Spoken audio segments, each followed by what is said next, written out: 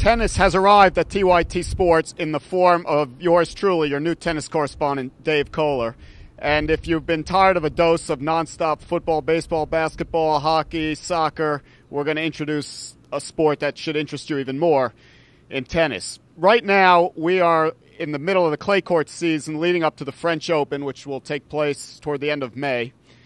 And so all these smaller tournaments are setting up to see what's going to happen in France, in Paris, for the French Open.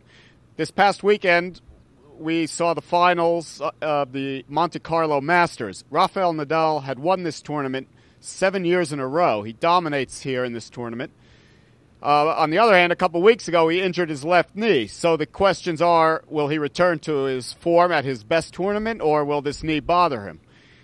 His opponent in the finals was Novak Djokovic, of course, who we all know he's won, I believe, 3 majors in a row. He's defeated Rafael Nadal 7 times in their past 7 meetings in titles.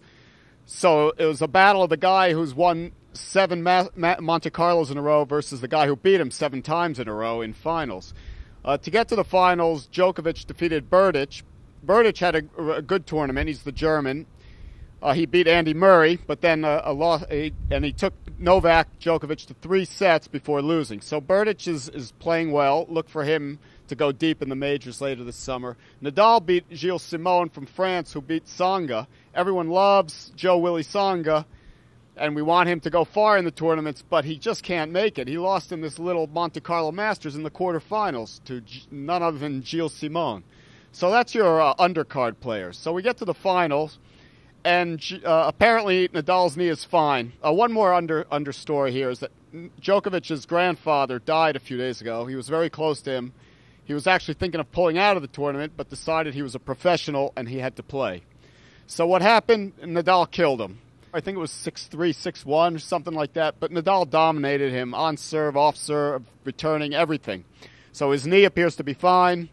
Maybe Djokovic was bothered a little bit still by his grandfather, and when your concentration is not up and you're playing Rafael Nadal, you're going to lose.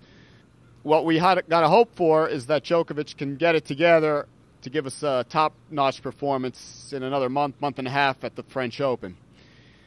So that's your report from the Monte Carlo Masters this weekend, and I'll be chiming in here with tennis updates whenever there's something important to catch up on. Thanks.